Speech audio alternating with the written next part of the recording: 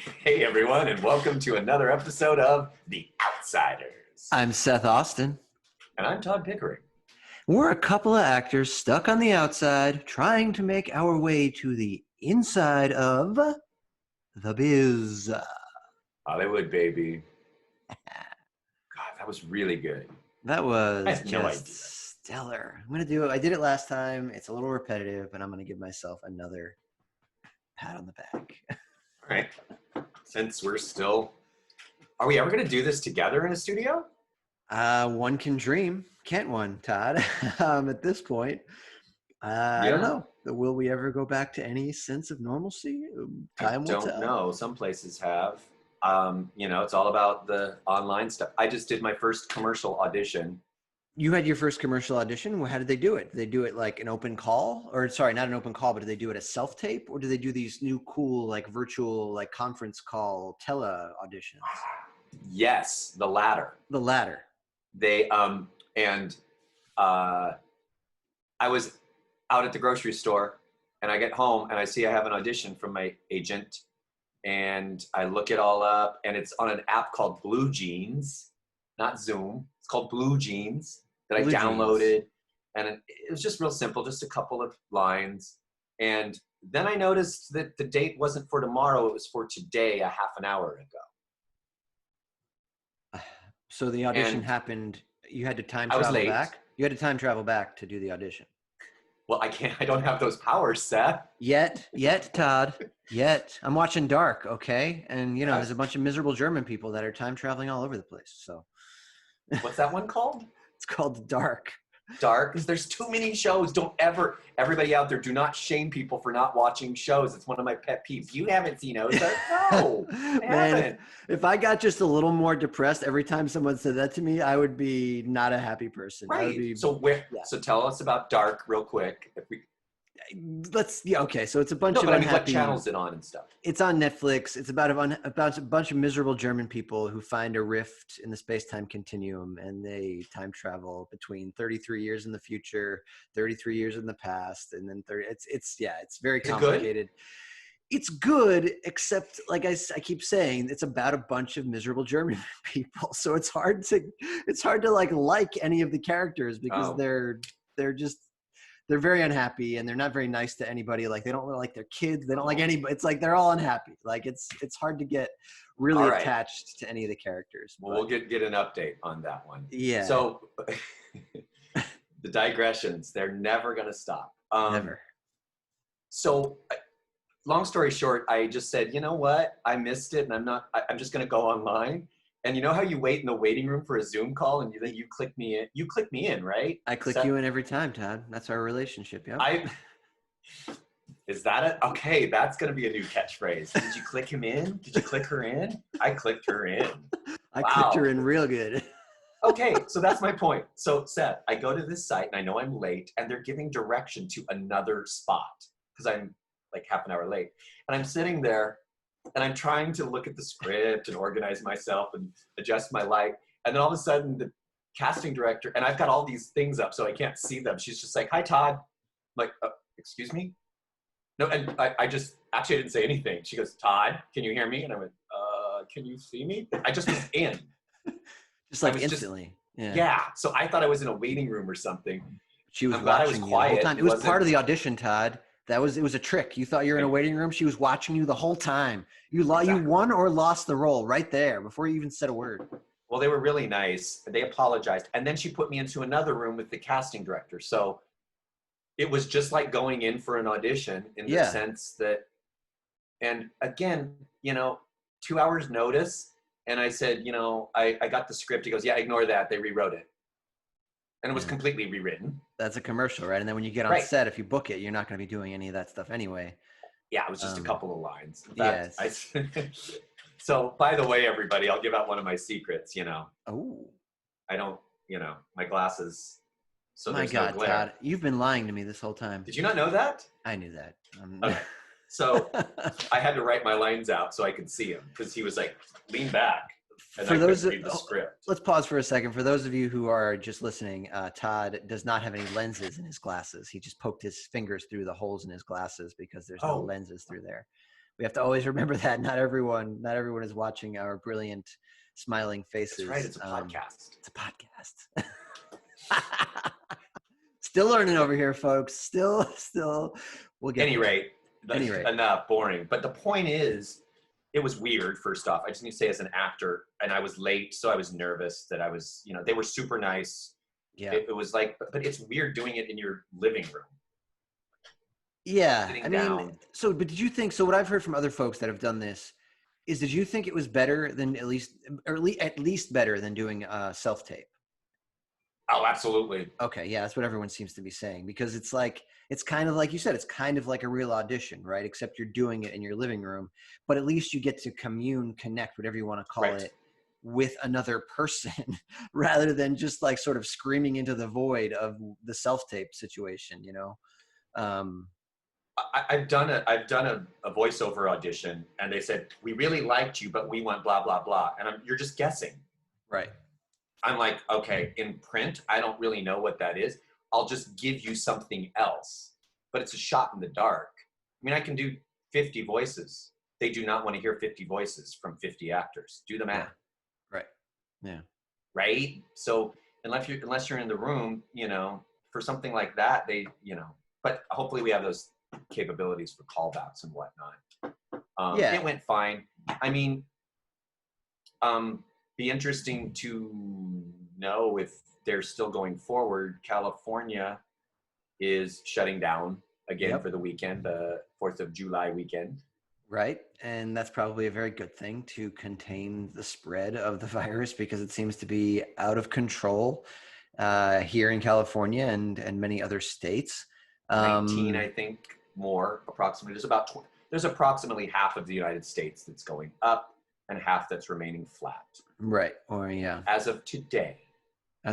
So that puts the whole reopening of Hollywood that we've been talking about into question, doesn't it? Yes. And we came upon this article in the Hollywood. I did. Yourself on the back. Oh, there it is. Another. That's 2. I feel great about coming upon this really sort of depressing article about the sort of limbo that we find ourselves in this Hollywood industry in Los Angeles, because everyone wants to get, so we have commercials, right? Commercials, we could argue, are much easier to do in this state. There's fewer people involved overall, right? You can do a lot of them virtually. You can record potentially in your own home if they structure the commercial or rewrite the commercial in a certain way. But to actually get new content out there, we have to be back on set. We have to be different filming. Story. And it's a completely different story. So you can't just do that in your living room, and it's all up in the air. There was a soap opera that's tried to reopen, but then Bold and the Beautiful, right, as mentioned in this article. But then there was a debacle with the testing. Not enough people got tested, and then there were a bunch of false positives. But there's this quote by, his name is Chris Mundy, and he is the showrunner for that show Ozark. Stars Jason Bateman, Laura Linney, etc. And you know what's interesting about that show? I've seen season 1. Yeah. Have you seen it? I've seen seasons 1 and 2. Yeah. Well, it's a family of 4, so there could be some clever writing with just 4 actors. Right. But but what if, okay, as Chris Mundy says, it feels like you could see a way forward day to day checking in on people, meaning, I guess he means like testing, etc. Testing, yes. Right, yeah, and making sure everyone's, quarantining and all that. But I don't know what happens if one of your leads gets sick. That's a whole different scenario. I don't know what the reality of that is in terms of that level of testing. So, I mean, like, what if Jason Bateman fell ill? Or Laura Linney. You don't have a show.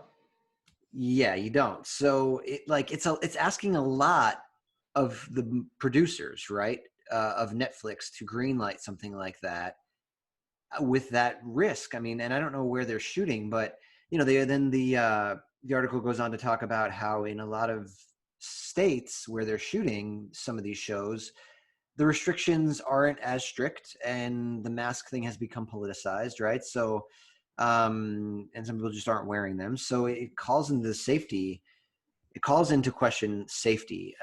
So the reopening, what's that? I think we said this last week that the I think Tyler Perry in Georgia is planning on doing it. I think it was Universal that had a concept for a movie, but all of the crew and all of the cast will be tested and quarantined during the entire shoot.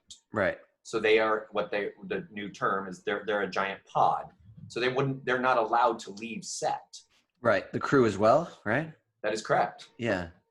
So that's how Tyler Perry is doing his show. And that was supposed to be now. I mean, we didn't research that, but yeah. So that's what's going on. Yeah. And then at the very end, if you want to go for this one, Todd, there's a really great I got quote. it handy. I mean, just to button this article, it's this guy named Christopher Miller. He is part of a production company called Lord Miller. He tweeted this. He said, quote, "There are a bunch of movies and shows that are hoping to start production soon, including some of ours, but they won't be able to go if the COVID numbers keep rising. So if you want fresh new content, please wear a damn mask and help stop the spread." Yeah, I think I can speak for both of us when I say that we are both very, very, very pro-mask. You know, is that correct, Todd? Do you believe in the mask? It's just a fact. I mean, yeah. I don't understand the comment of politicizing a mask that's been used in hospitals for over 100 years. My cousin's a nurse. I mean, you just wear a mask when you're I have to talking laugh about at medical this. issues. I have to laugh at this or I will cry because it seems so simple.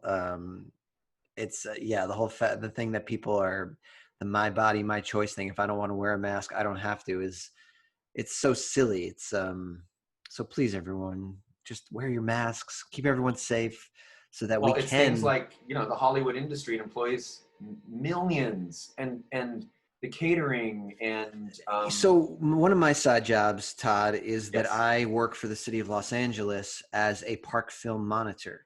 Now, what do I monitor? I monitor sets, film sets. It's I could call it an industry adjacent job. So when a film production wants to use a public park in the city of Los Angeles, they have to apply for a permit, pay for a permit, and I am hired for a particular production to go to the park and make sure that whoever is renting it for production is adhering to all the rules and does not, essentially ruin the park. Right.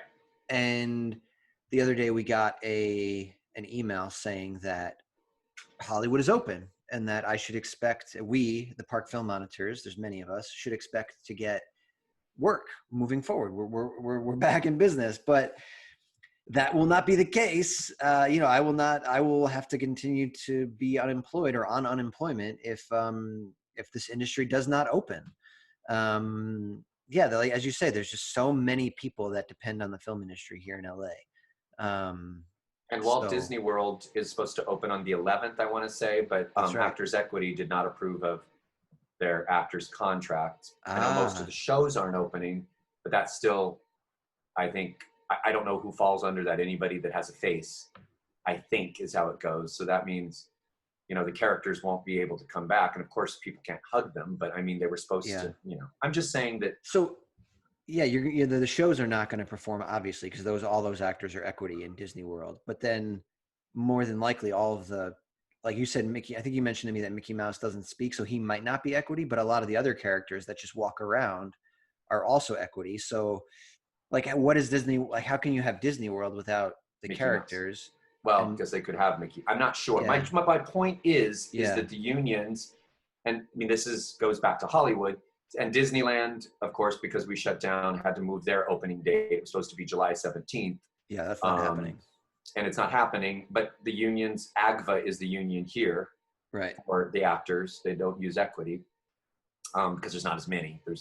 Disney World's huge. So equity got the contract there. So I'm just saying that, and there's a musicians union at Disney.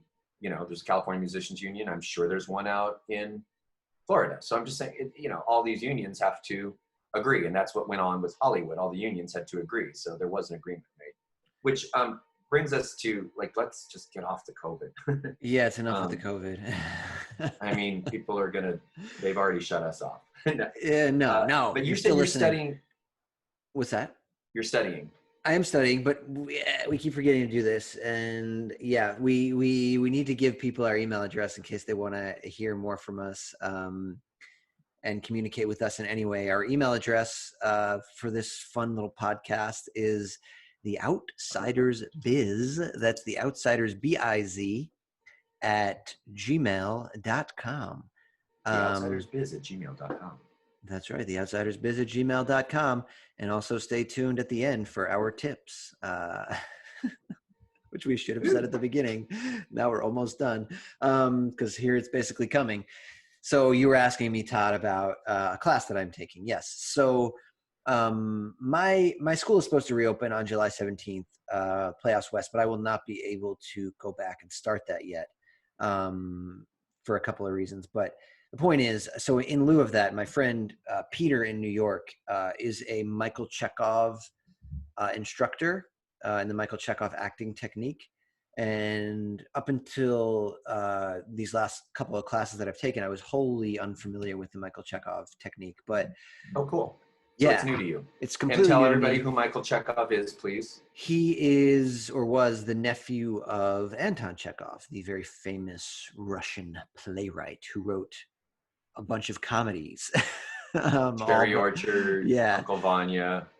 Remember that for your younger actors, they are comedies, except for I think one of them. I forget which one, but he even himself was quoted as saying, that's another story. That's a whole other digression, but I don't want to forget to mention that.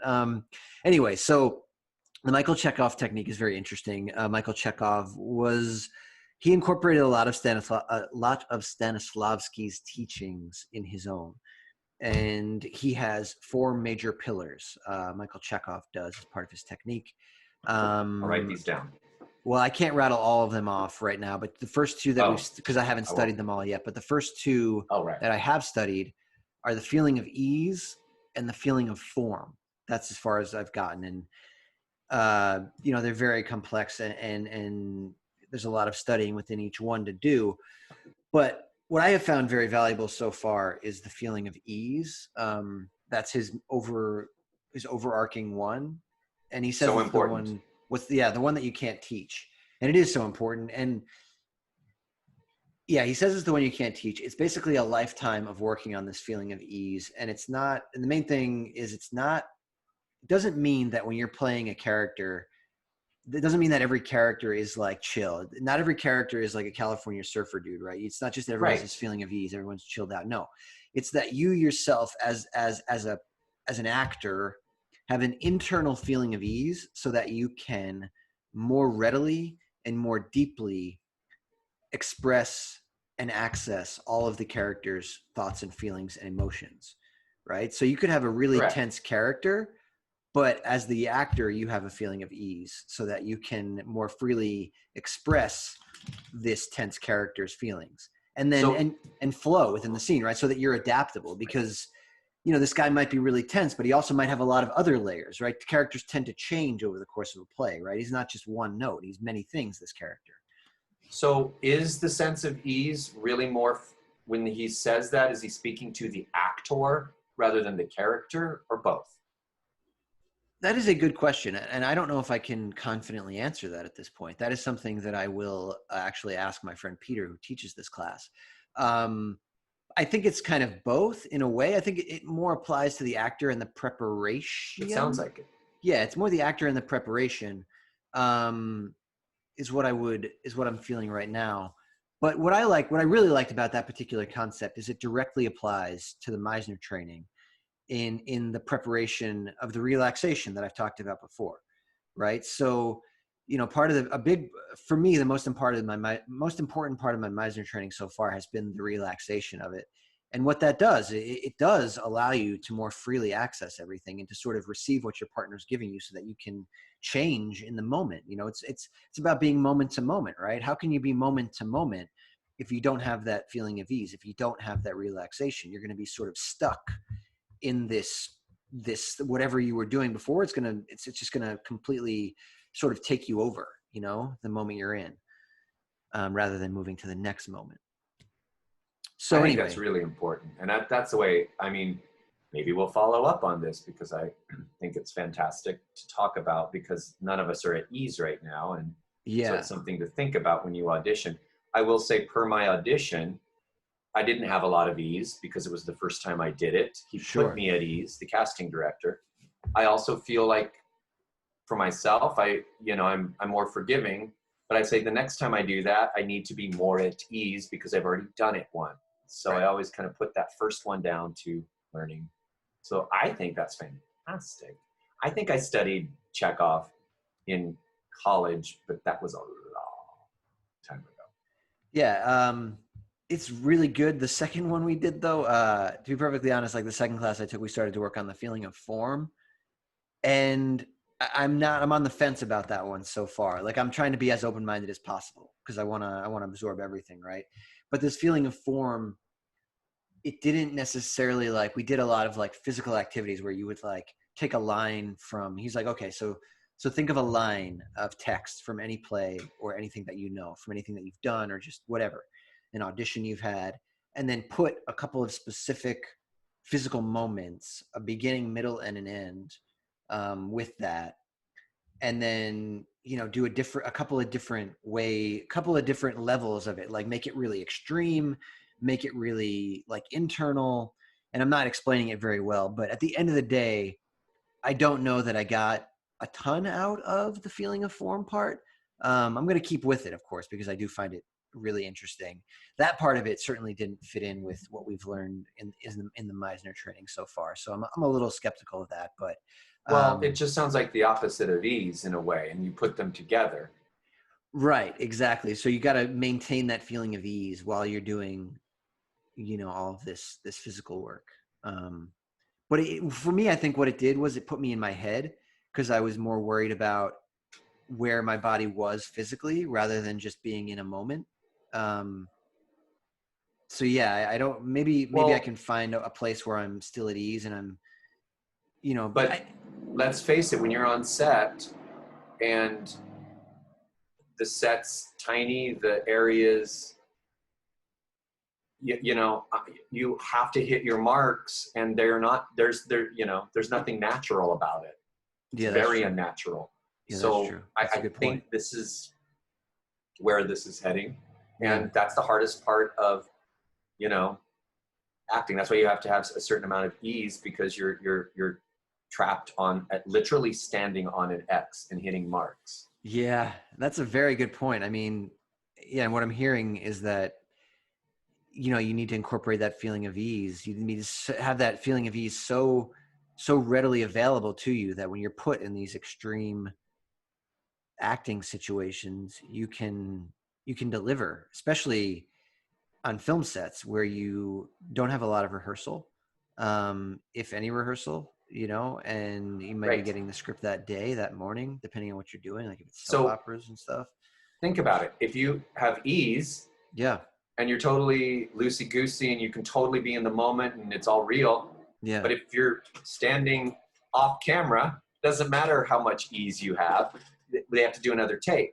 right. The opposite of that is if you're perfect at hitting all of your marks, but have no, you're nervous and stiff and not connecting with the other actor, then I'm just filming, I guess, technically bad acting. Yeah, yeah, or someone who's Got to just, watch the greats. yeah. And you know how you learn about all the greats, Seth? You watch movies, Todd? Is that where we're going with this? Yeah, but you could also watch my Walk of Fame Wednesdays web series. Have you heard of it? Oh, a friend mentioned it to me. That must mean you're like super famous because I heard about this like way through the grapevine. Like, Did you really? Are you messing with your I'm totally messing with you. No, of um course I know about Walk of Fame what Wednesdays. episode is this of ours? This is going to be episode 7 of this Right, and podcast. I haven't plugged my web series. You have not plugged your web series, which is a crying shame. But I'm doing it now finally. And you just Tell us shot about it. Seth just shot 2 episodes because he's now we're doing a podcast together, so he's stuck. Yeah, I It's have to. I'm Todd's slave for this Walk of Fame Wednesday. what episodes did you shoot? I did Jamie Foxx and I did Halle Berry. Halle Berry. Yeah. Um, so I take a star on the Walk of Fame. So this is how it started. When I walked up and down the Walk of Fame, actually when I was a tourist, when I was in my teens, the Oh, first time I came, who people like, well, Halle Berry probably wouldn't have been there, but um, Clark Gable, Cary Grant, Katharine Hepburn, everybody knows who they are. Judy Yeah. Garland. Yeah. But then you pass Charles Ray. Ray Charles as a star, but Charles Ray was a great big star, silent star. John Bunny was a huge star in the 1912 and 13 and died in like 1914. You know, Yeah. I mean, No, I guy didn't was know. old. I didn't know. I didn't know who any of those folks are. To be Right. honest. That's the point. Yeah. So I wanted to know who they were, but those aren't popular on my series because nobody knows who they are. But it's the black and white stars that blow my mind, and just Hollywood history blows my mind. So, but yet I do Halle Berry. Well, Jamie Foxx even more so. There were 3 facts about him I didn't know. So let me put you on pause here, Todd. So what is this? What exactly is it? What do you do? Describe what you're actually doing It's with just these a stars. mini documentary where I take Jamie Foxx. I just do simple research, just and put lots of pictures. And with the black and white stars, it's a big deal because nobody knows what they look like. Nobody knows what the costumes are interesting and all that stuff. I tend, when I do modern stars, to make them short, a little faster and sharper, Yeah. and just to learn something about them. I mean, so it's a what would you call it? It's a Okay, so Todd puts on his Sunday best and he goes down Hollywood Boulevard and he he takes a star for that week. Every week is a different star. Like he said, one week was Jamie Foxx, the next week was Halle Berry. And he does about how long is each episode? 5 minutes? max. I try Max, to. yeah. That's really long. I try to keep them 3 minutes is sweet. I mean, when you do somebody big that's older, sometimes that's had a vast career, it's hard to keep it under 5 minutes. But Sure, but he gives a bunch of fun facts and just sort of, that a bunch of fun facts and stuff that we wouldn't necessarily know. Some little known trivia about each of these different stars, and it's super fun. It's super fast, and if you're at all into Hollywood history, which, as we've said before, if you're an actor, you probably should know your P's and Q's about Hollywood history. It doesn't hurt, for sure, especially the bigger stuff, the bigger names.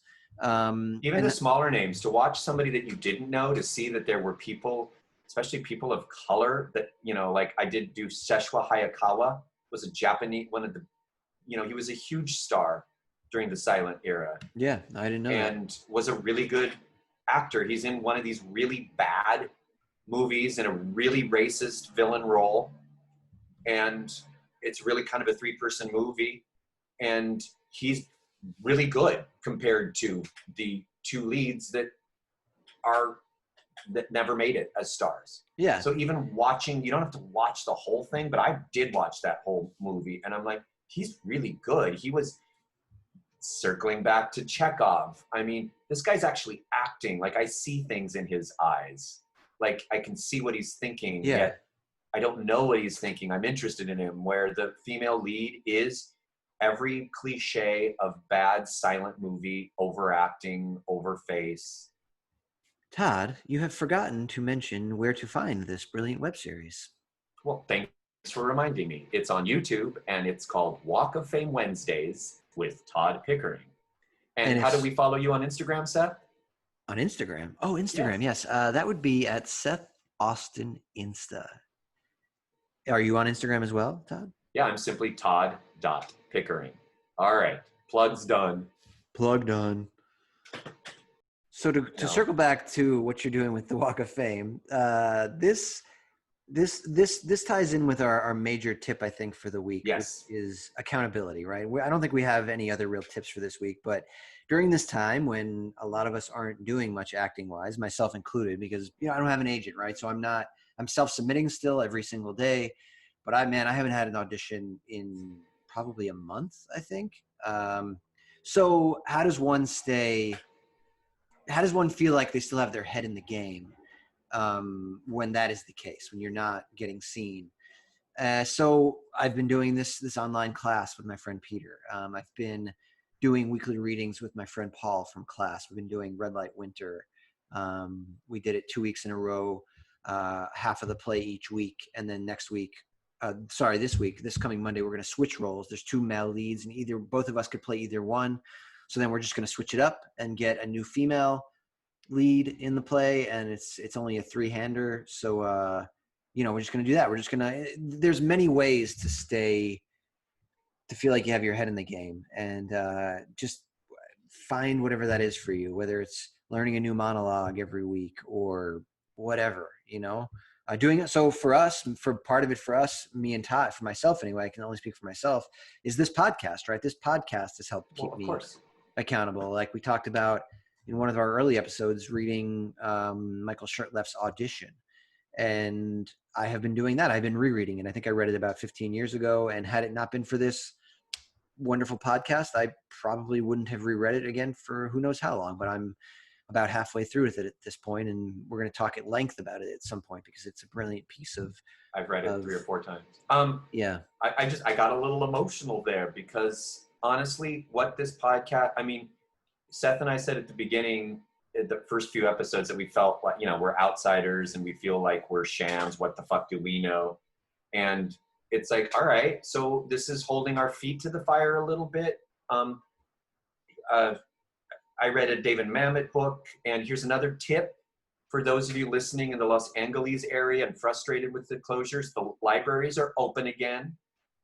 So I can't tell you if there's a copy of Michael Shurtleff's Audition, and the 2,000 of you that are listening to this, only one of you gets it, I know, but you can go online and get it and go pick it up at certain libraries. I know the Central Library is open, and I promise I'll return the 50 books I checked out before the pandemic.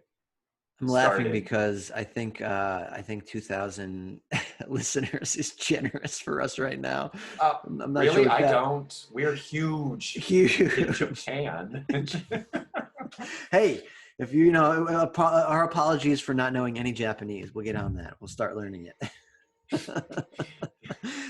So we can do one in Japanese. Do an entire. That'll be our quarantine goal to be able to do. I was in earnest there because I believe, but I mean, you were in Importance of Being Earnest. What? No. Yeah. Another Importance of Being Earnest by Oscar Wilde is a great play that you can check out. Read it. We are giving you tips. It's hard. I'm going to say to you honestly too. I spent a lot of time watching YouTube and Netflix shows and napping too much and not exercising enough. It's hard.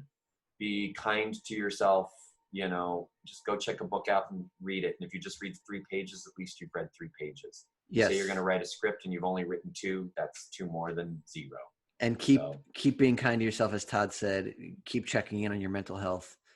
And seriously, reach out to us. Our email. Perfect. TheOutsidersBiz, B-I-Z, @gmail.com, and let us know what you're thinking, how you're feeling. We'll address things if you ask us, if you're listening out there.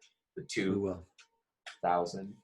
The 2,000 people. The 2,000. Yes, all 2 of our listeners, my wife and one of Todd's friends. No. I don't have a wife, but I have one on television. No. All right. All right. Stay strong out there. Thanks for listening. We'll talk to you next time. Bye-bye.